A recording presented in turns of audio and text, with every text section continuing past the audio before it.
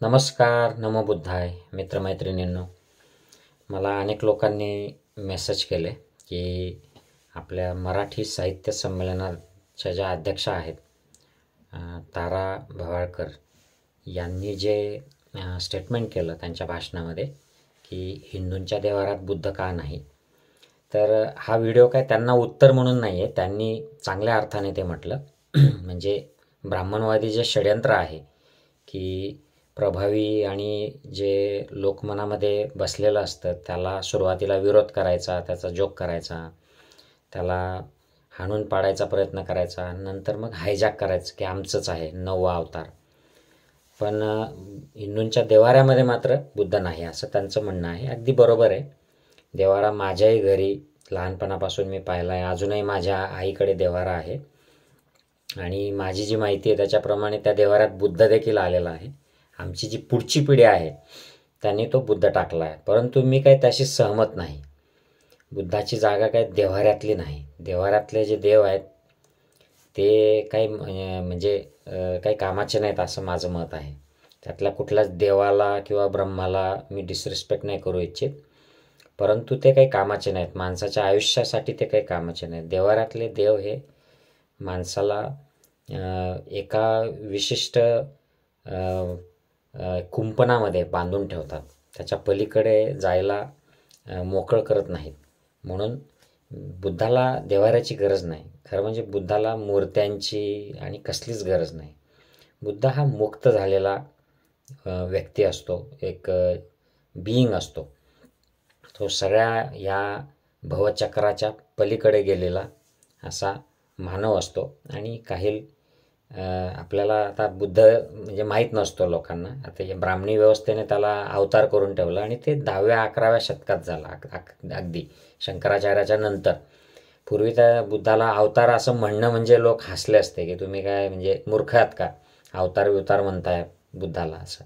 तर बुद्ध हा भारतभूमीच्या पाठीवर एक कन्सेप्ट जो आहे बुद्धाचा, धम्माचा, संघाचा, हा अगदी वेल एस्टॅब्लिश्ड होता.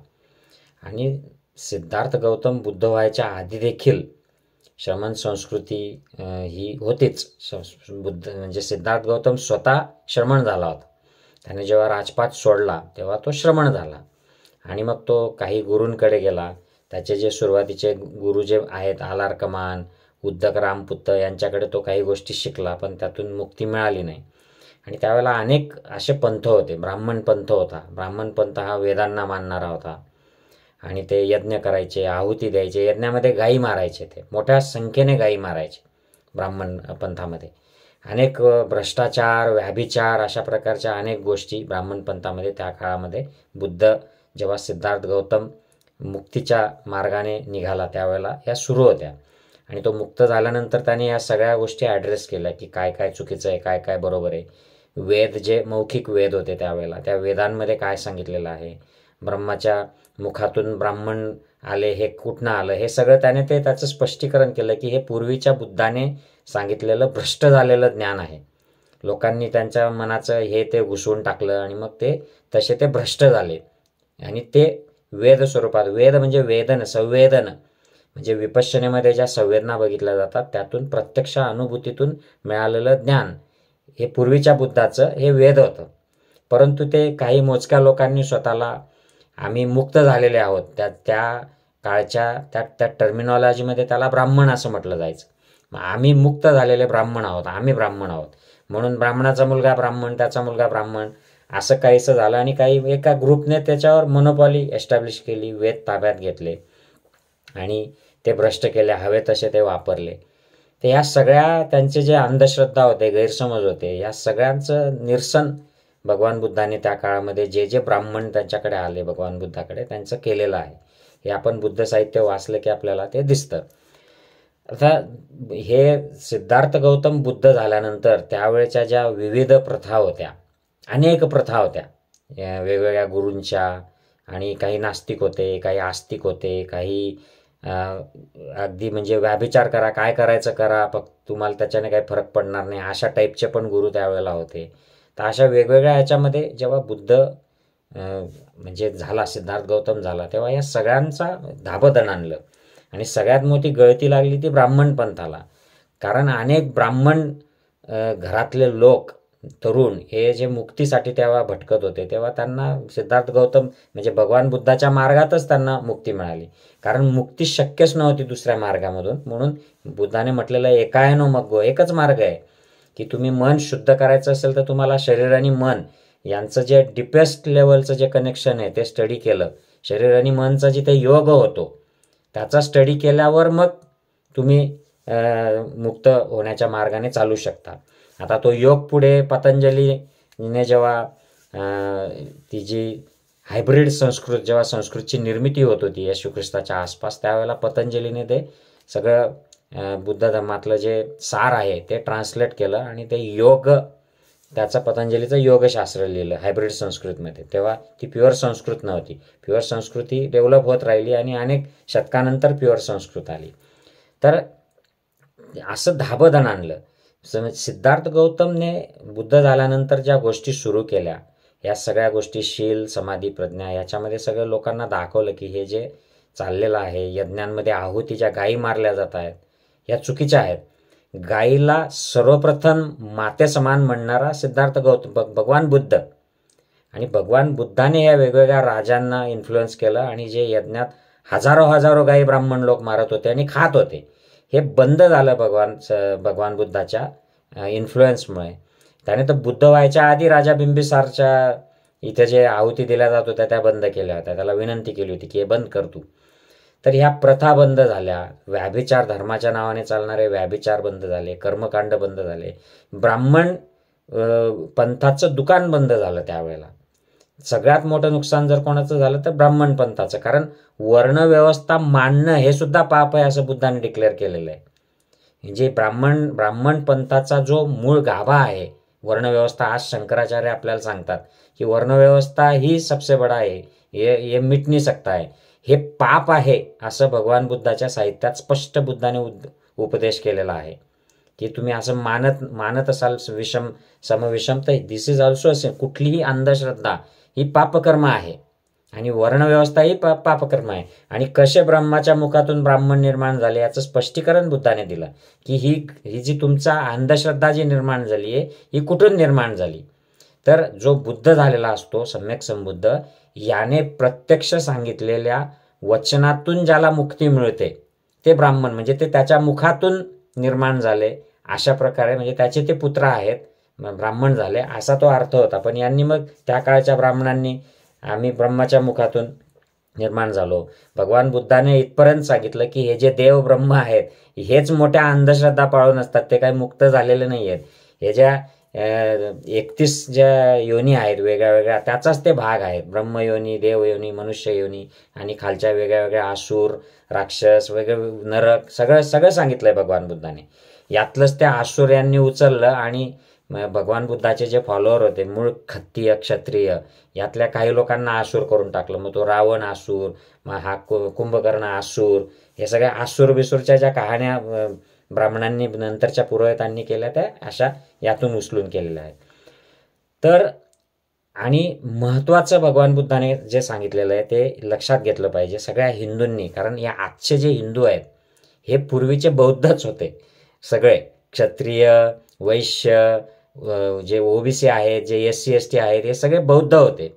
आणि भगवान बुद्धाने सगळ्यात मोठा छेद जो ब्राह्मणी व्यवस्थेला दिला, यांचा जो आत्मा परमात्मा, आणि हा परमात्मा सगळं कंट्रोल करतो म्हणून आपण त्याच्यासाठी यज्ञ करायचा आणि आहुती द्यायचे, त्यांना खुश करायचं, त्याच्यात गायी मारायच्या, हे जे होतं याला छेद भगवान बुद्धाने असा दिला की बुद्धाने नेमका हा जो जन्ममृत्यूचा जो फेरा आहे याच्यावर कोणाचंही नियंत्रण नाही.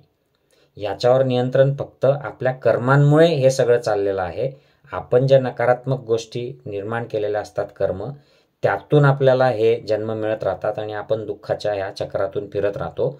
आणि जेव्हा व्यक्ती मृत होते त्या मृत्यूच्या वेळेला जो नवीन विकार जागृत होतो त्यानुसार त्याला पुढच्या योनींमध्ये जन्म मिळतो.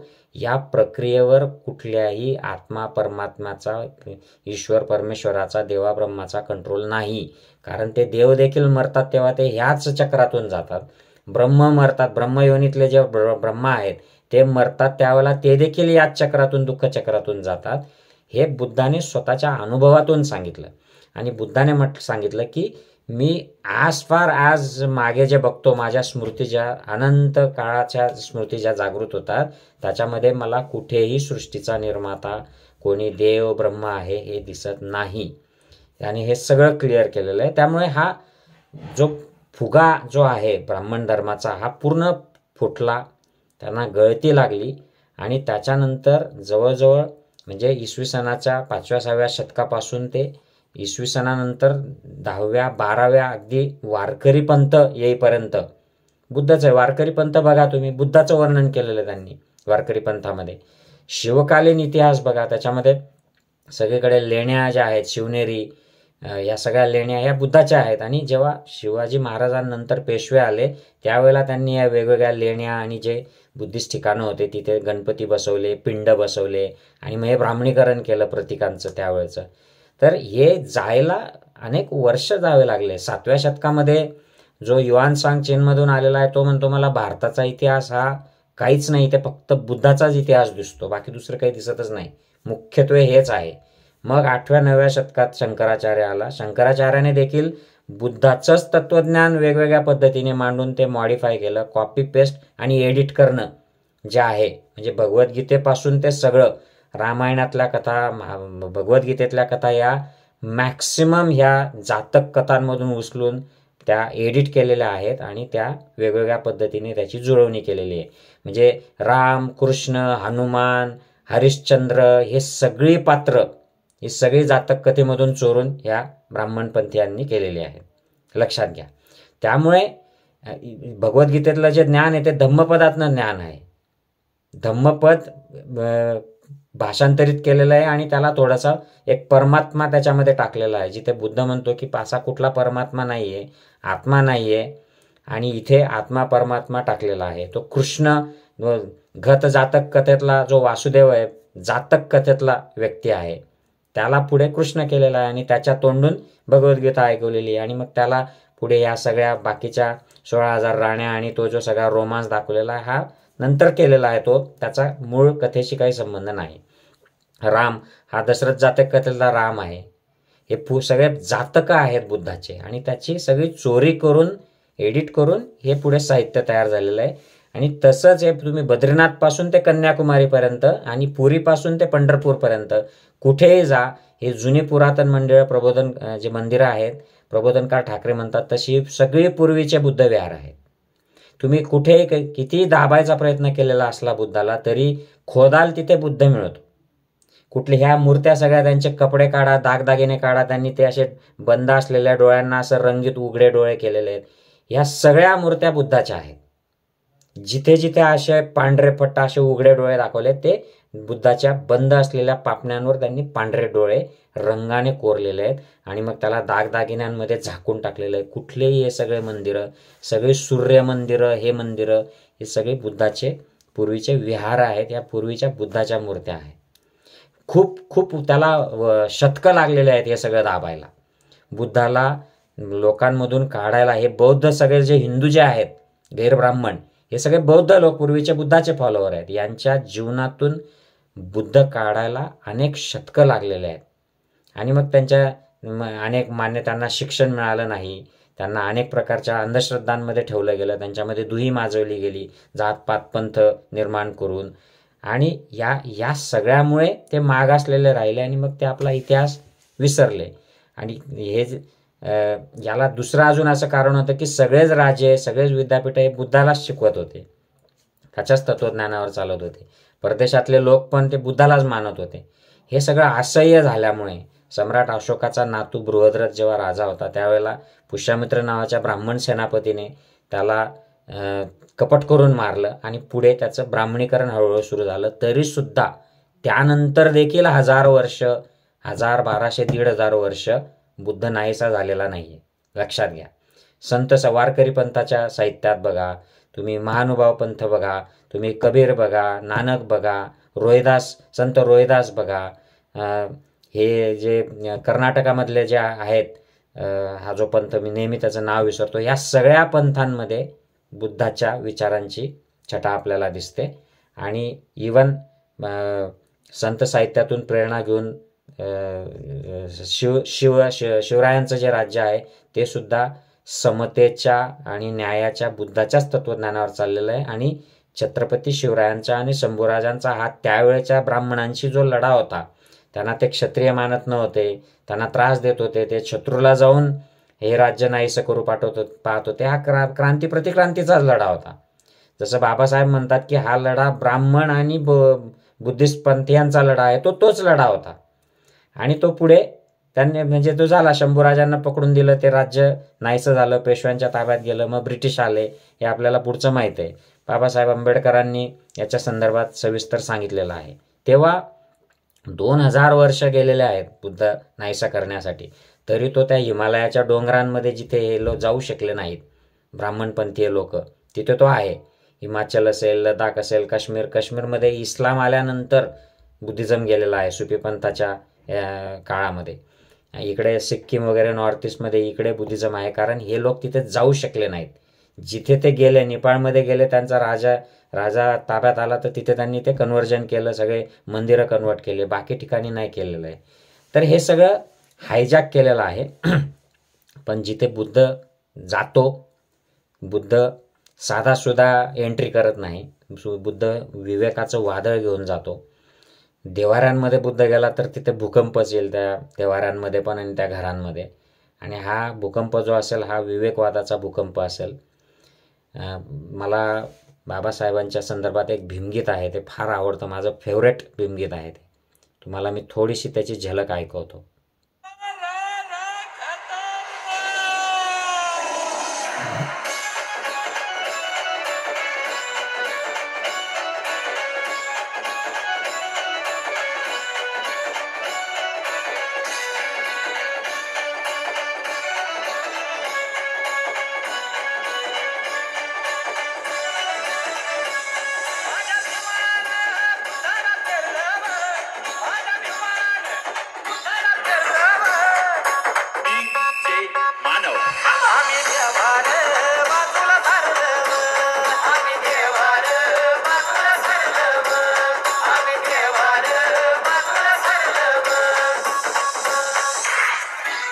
हे यूट्यूबवर आहे, नक्की ऐका. अत्यंत सुंदर भीमगीत आहे, अत्यंत सुंदर, प्रेरणादायी. ह्याच्यामध्ये बुद्ध किती महत्त्वाचा आहे की तो जर आला एखाद्याच्या जीवनामध्ये, एखाद्याच्या घरामध्ये, तर तो कसं वादळ निर्माण करतो की तुम्हाला हे देवारे बिवारे याचा फोलपणा कळतो, याचे लिमिटेशन्स कळतात. त्यामुळे बुद्धाला देवाऱ्याची गरज नाही. बुद्ध हा मुक्त आहे. तो बुद्ध जो आहे हा धम्माचा पुन्हा प्रसार, जेव्हा धम्म नाहीसा झालेला असतो शुद्ध स्वरूपातला, तेव्हा तो पूर्ण उजागर करण्यासाठी कोणीतरी बुद्ध होतो आणि तो पुन्हा धम्माचा प्रसार करतो. तो देशभर पसरवतो, देशाच्या बाहेरही जातो. हेच जे आहे हे ब्राह्मण ग्रंथांमध्ये यदा यदा हि धर्मस्य ग्लानिर्भवति भारत असं त्यांनी चोरी करून टाकलेलं आहे संस्कृतमधून. तर जेव्हा धर्म पूर्ण नाहीसा झालेला असतो, शुद्ध स्वरूपात उरत नाही, जसे वेद भ्रष्ट झाले आणि त्याच्यामध्ये मग कर्मकांड, बळी, व्याभिचार हा सुरू झाला आणि मग त्याच्यानंतर बुद्धाने येऊन पुन्हा शुद्ध धर्म सांगितला. तर हे तिकडे महाभारतामध्ये ते यदा यदा हि धर्मस्य, जेव्हा जेव्हा देव धर्माची हानी होते तेव्हा देव अवतार घेतो, अशा प्रकारे त्यांनी ते कॉपी मारलेली आहे.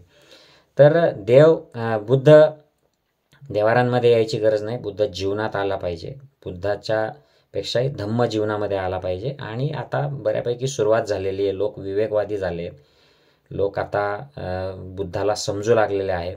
बाबासाहेब आंबेडकरांनी 1956मध्ये मोठ्या प्रमाणावर एक सामाजिक क्रांती घडून आणली आणि त्या क्रांतीतून बुद्ध लोकांना समजला, लोक वाचायला लागले आणि वेगवेगळ्या माध्यमातून, विपश्यनेच्या माध्यमातून सर्व जातीपाती धर्माचे लोक, स्वतःला बौद्ध न म्हणणारे देखील बुद्धाला समजून घेत आहेत. आणि एक मोठी लाट बुद्धाची, दुसरं बुद्ध शासन सुरू झालेलं आहे 1954-55 पासून. दुसरं बुद्ध शासन, 2500 वर्ष झाले बुद्धाचं शासन सुरू होण्यापासून. आणि त्यामुळे बुद्ध शासनामध्येच हे सगळं झालेलं आहे. 54-55ला दुसरं शासन सुरू झालं. बाबासाहेबांनी त्याच वेळेला बरोबर धर्मांतर केलेलं आहे आणि त्याच्याच आसपास हे विपश्यनेचा प्रसार 1-2 दशकानंतर संपूर्ण जगामध्ये होतो आहे. तर हे सुरू झालेलं आहे. त्यामुळे लोकांनी हे समजून घ्यायला पाहिजे. आणि एखाद्याला जर खरंच अध्यात्मामध्ये इंटरेस्ट असेल, भारतभूमीच्या मूळ धर्मामध्ये सनातन धम्म ज्याला म्हटलं जातं, एस धम्मो सनातनो, त्याला जर तुम्हाला इंटरेस्ट असेल तर तुम्ही बुद्ध समजून घ्या, वाचा. स्वतः आत्मसात करायचं असेल, स्वतः फॉलो करायचं असेल तर विपश्यनाचे शिबिरं करा, एक शिबिर तरी करा या जन्मामध्ये. तेव्हा कळेल की या भूमीचा, जम्बूद्वीपाचा, भारतभूमीचा मूळ धम्म काय होता, सनातन धम्म काय होता. आणि त्याला एकायनो मग्ग असं म्हटलंय भगवान बुद्धाने, की हा एकच मार्ग आहे की तुम्ही ज्यातून स्वतःची पूर्ण शुद्धी करू शकता आणि स्वतःला लिबरेट करू शकता. बाकीच्या गोष्टी करायला अनेक मार्ग आहेत, परंतु जर तुम्हाला सगळं शुद्ध करायचं असेल आणि या चक्रातून लिबरेट होऊन याच्या बाहेर निघायचं असेल तर एकायनो मग्ग. आणि हा मार्ग अगदी सोप्या पद्धतीने भगवान बुद्धाने सांगितला आहे. सब पापस्य अकरणं कुशलस्य उपसंपदा सचित्त पर्योदपनं एतं बुद्धान शासनं. म्हणजे कोणीही बुद्ध जर आला तुमच्या समोर तर तो तुम्हाला हेच शासन सांगेल की कुठलंही पापकर्म करू नका, कुशल कर्म करा आणि सचित्त पर्योदपनं, तुमचं जे चित्त आहे ते खोलपर्यंत, डीपेस्ट पार्टपर्यंत ते शुद्ध करा आणि स्वतःची मुक्ती करा. हेच तुम्हाला बुद्ध सांगेल. आणि हे ज्याला कळेल त्याला देवाऱ्यांची गरज नाही. हे ज्याच्या घरामध्ये जाईल तिथले देवारे बाजूला सारले जातील, तिथे भूकंप येईल विवेकवादाचा. लक्षात घ्या. नमो बुद्धाय.